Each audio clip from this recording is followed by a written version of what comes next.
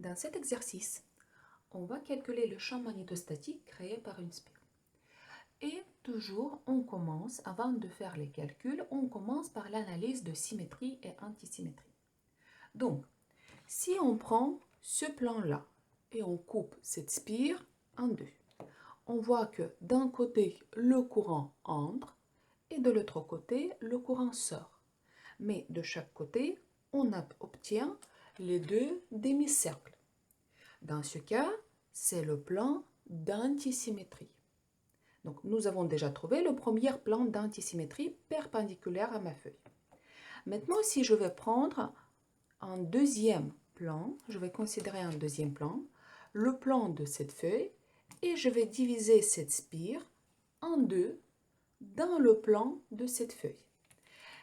Sachant que dans le premier cas, vous voyez, ce plan d'antisymétrie contient l'axe, je vais marquer l'axe Z, tous les points de cet axe Z. Et en deuxième cas, c'est pareil. Donc ce plan qui sera le plan d'antisymétrie, parce que d'un côté, le courant entre, et de l'autre côté, vous voyez, le courant a le sens opposé. Donc il entre dans ce plan et il sort de ce plan. Donc ce plan, le plan de ma feuille, est aussi le plan de antisymétrie. Et ce plan d'antisymétrie contient le point Z. Alors, dans ce cas, si on arrive à définir les deux plans d'antisymétrie de la distribution des courants, l'intersection de ces deux plans va nous donner une droite qui porte le champ résultant. Alors, dans cet exercice, on cherche à calculer le champ en tous les points de cet axe Z. Donc, prenons un point M. Et dans ce cas, le champ, suite à cette analyse d'antisymétrie, le champ au point M sera porté par l'axe Z. Donc, le champ au point M n'aura pas ni la composante, par exemple en R, ni la composante en θ. Le champ résultant aura uniquement la composante en M. Pourquoi? Parce qu'on arrive à définir les deux plans d'antisymétrie et l'intersection de ces deux plans d'antisymétrie va nous donner la direction du champ résultant, donc notre axe Z. Par contre, maintenant pour le sens on détermine à partir de la règle de tire-bouchon ou la règle de main droite. Donc, imaginez n'importe quel segment de cette spire. Donc, votre pouce va montrer le sens et la direction de courant. Dans ce cas, au centre de cette spire, le champ est sortant. Donc, tout de suite, nous avons retrouvé que le champ au plan M, le champ résultant, le champ magnétostatique résultant, aura ce sens et la direction vers les Z positifs. Donc, tout de suite, je connais le résultat que le champ résultant au point M a le sens de OZ. Et maintenant, il me reste à trouver la norme de ce B. Maintenant, je vais prendre le plan, donc vous voyez, le plan de cette spire. Donc, ma spire se trouve dans ce plan-là. Donc, je vais couper cette spire en deux portions. Donc, une qui contient une spire en haut et l'autre contient une fine spire du bas. Donc, comme ça, si je vais découper cette spire en deux morceaux, chaque spire va contenir le même sens et la direction de courant et la même distribution des courants. Donc, en réalité, on va retrouver les deux doublons de ces spires. Dans ce cas, ce plan sera le plan de symétrie. Donc, le plan de cette spire, c'est le plan de symétrie de la distribution des courants. Et si c'est le plan de symétrie, le champ magnétique aura la composante normale la même par rapport à ce plan de symétrie. Et la composante tangentielle va changer son sens. Ceci dit que si le plan de cette spire est le plan de symétrie, je prends un point M' ici, symétrique par rapport à ce plan de symétrie par rapport, donc symétrique de M par rapport à ce plan de symétrie. Et tout de suite, je sais que la composante normale du champ B, le champ résultante, en ce point sera la même.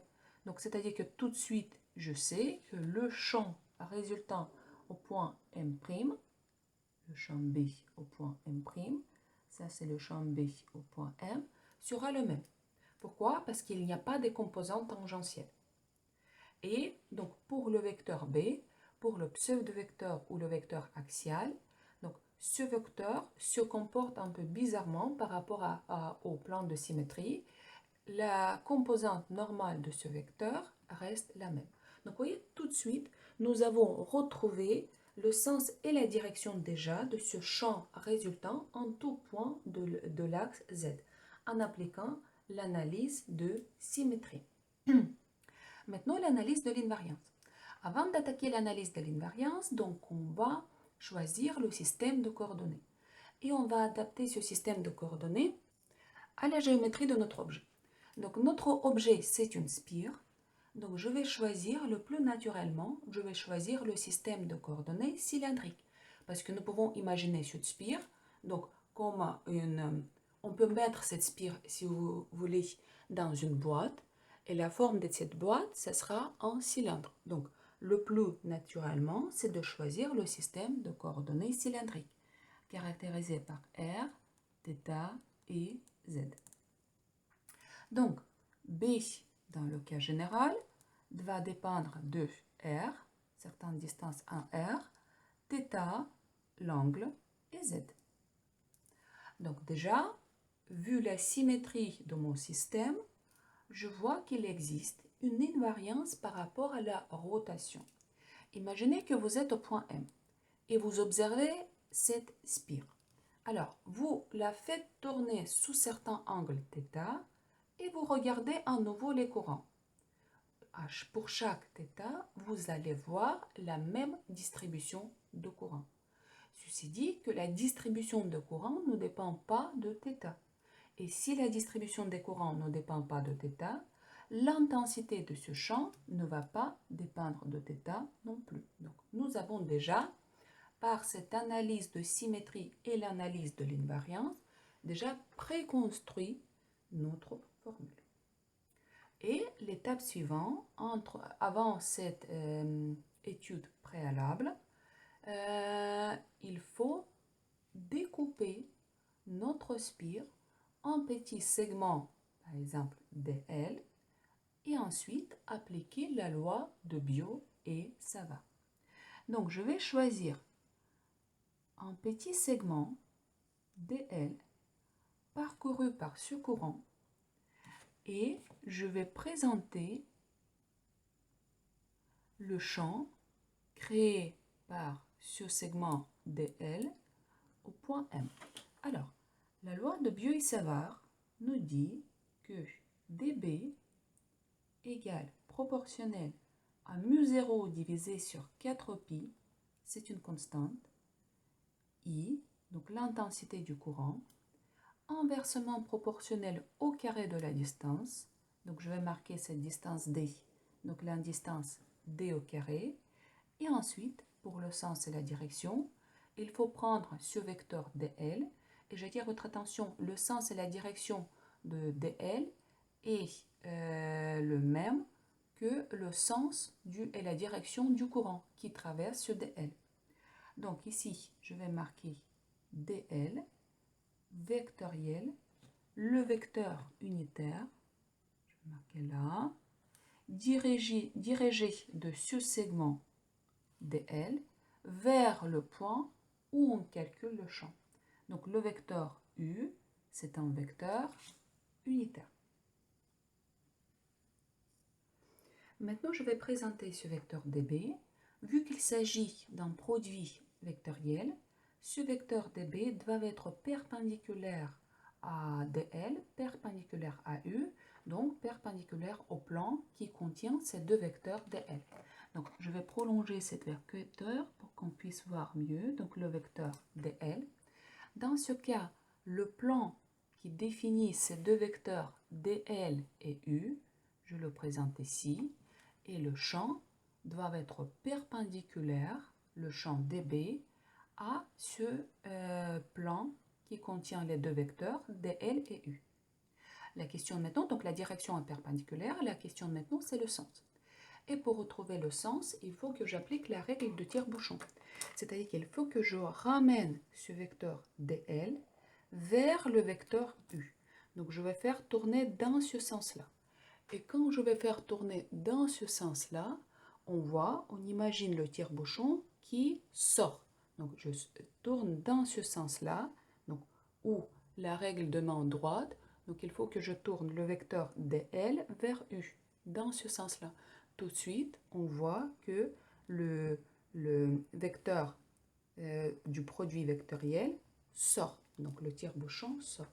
Donc tout de suite, je sais que le champ résultant, donc je le présente ici, aura ce sens et la direction, donc dB. Donc, je peux appliquer la méthode géométrique, c'est-à-dire que j'ai présenté ce dB, je fais la projection sur l'axe Z et je tiens compte uniquement de la composante Z de ce champ dB. Donc, c'est-à-dire que je fais la projection, je retrouve l'angle, je retrouve l'intensité, donc plusieurs étapes. Ou une autre méthode, je peux faire exactement la même chose, mais tout de suite à partir de la loi de Biot et Savart. Donc dB égale mu0 sur 4pi, i, la distance d au carré, et le produit vectoriel dl, u. Donc u, c'est un vecteur unitaire dirigé de ce dl vers le point où on calcule le champ. En effet, ici, je vais obtenir le vecteur résultant avec tous les composantes. Et à la fin, il faut que je prenne uniquement la composante en Z, ce qui m'intéresse. Donc, je vais présenter je vais décomposer ces deux vecteurs en base locale associée à un système de coordonnées cylindrique. Donc déjà, le vecteur dl, ici, le sens et la direction coïncident avec le vecteur Eθ. Donc, dans la base locale associée à ce système de coordonnées cylindriques, nous avons ER, Eθ, EZ. Donc, ER, 0, Eθ, donc, on n'a qu'une seule composante, c'est la norme de dl, et il n'y a pas de composante en Z. Donc, nous avons 0. Donc, R, θ, Z. dl est nul. Ensuite, le vecteur unitaire U, dirigé de dl vers le point M. Donc, on va décomposer ce vecteur en deux. Donc, pour cela, j'ai introduit ici l'angle bêta. Donc, l'angle bêta qui est là. Donc, je projette ce vecteur premièrement sur ER. Donc, je fais la projection sur ER. J'aurai le sens et la direction moins. Et vu que j'ai introduit cet angle-là, bêta, ça sera 6 fois sinus bêta fois la norme de ce vecteur unitaire. Et la norme de ce vecteur unitaire vaut 1. Donc, moins sinus bêta. Ensuite, ce vecteur U n'a pas de composante en Eθ. En réalité, donc, U est orthogonal à Eθ. Donc, il n'y a pas de composante en Eθ. Et ensuite, je projette sur l'axe Z. Donc, l'angle bêta est là. Je fais la projection. Donc, ça sera positif vers EZ cos bêta fois la norme de ce vecteur U fois 1. Et maintenant, je vais calculer le produit vectoriel par ma méthode préférée. Donc, 0 dl 0. Je recommence 0 dl. Donc, 0 dl 0, 0 dl. Ensuite, deuxième vecteur, donc moins sinus bêta, 0 cos bêta, je recommence, moins sinus bêta, 0. Donc, on voit que ici, j'obtiens la composante R, donc dl cos bêta. Il n'y a pas de composante en θ pour ce champ dB. Et il y a aussi la composante en z, dl sinus bêta.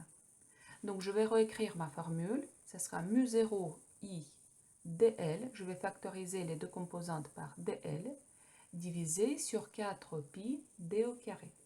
Donc première composante, c'est cos bêta ER plus sin bêta EZ. Donc nous avons retrouvé le sens et la direction de par les calculs de ce vecteur dB. Ce que m'intéresse par la suite, c'est uniquement la composante EZ, parce que le champ résultant aura uniquement la composante en Z. C'est-à-dire que maintenant, il faut que j'oublie cette composante en ER et je travaille uniquement avec la composante EZ. Donc, je vais prendre cette composante en Z.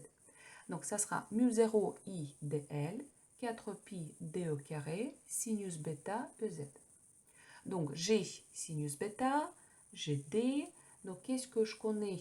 Je connais le rayon R et je connais, donc je vais introduire l'origine là, la distance par rapport à origine à laquelle se trouve ce point M par rapport au plan de cette spire, donc la distance Z. Donc à la fin, il faut que je trouve B en fonction de Z, c'est-à-dire que ce sera certaines fonctions, peu importe Z, donc chaque fois, je peux retrouver B pour n'importe quelle l'abscisse Z. Donc par exemple, je vais poser Z égale 1 mètre. Tout de suite, je peux retrouver l'intensité de ce champ. Donc il faut que j'exprime D et bêta en fonction de R et Z. Donc si on regarde ce triangle rectangle, D c'est une hypoténuse. Donc ça sera racine de R au carré plus Z au carré.